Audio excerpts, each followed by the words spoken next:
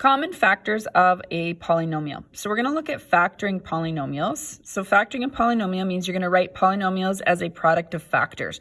So first of all, what is a factor? A factor, and I'll just go up here, would be what do you multiply together to make a number? So for example, factors could be 2 times 3, okay? So I should say factors of 6 then is 2 times 3.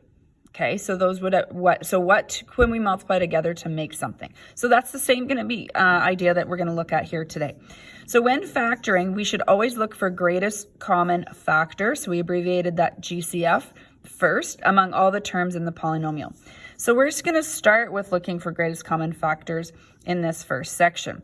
So we'll start with some binomial examples. Binomial just simply means there are 2 terms in the question. So it's just sort of the language that we use. So if you notice, each of these have just 2 terms in them.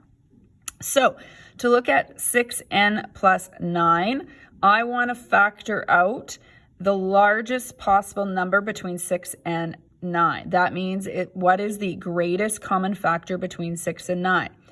Another way to think about that.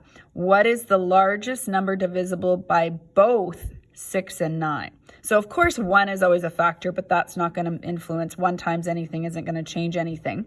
Okay, if I went through the factors of 6, 2 doesn't go into 9, but 3 does. Okay, 6 goes into 6, but doesn't go into 9, so that doesn't work. So it has to be common to both. Okay, so what you do is you write the 3 out front of a bracket. So we're factoring out the 3 is the language we use. And we write what I always say, what remains. What you really are doing is if you take 3 out, or 3 would be multiplied through this, what times 3 equals 6? In other words, 6 divided by 3 equals 2n.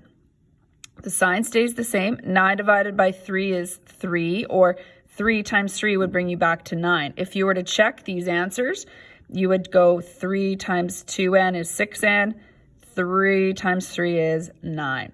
So this is factoring. This is the factors of 6n plus 9. Feel free to try just number 2 on your own before watching the next video.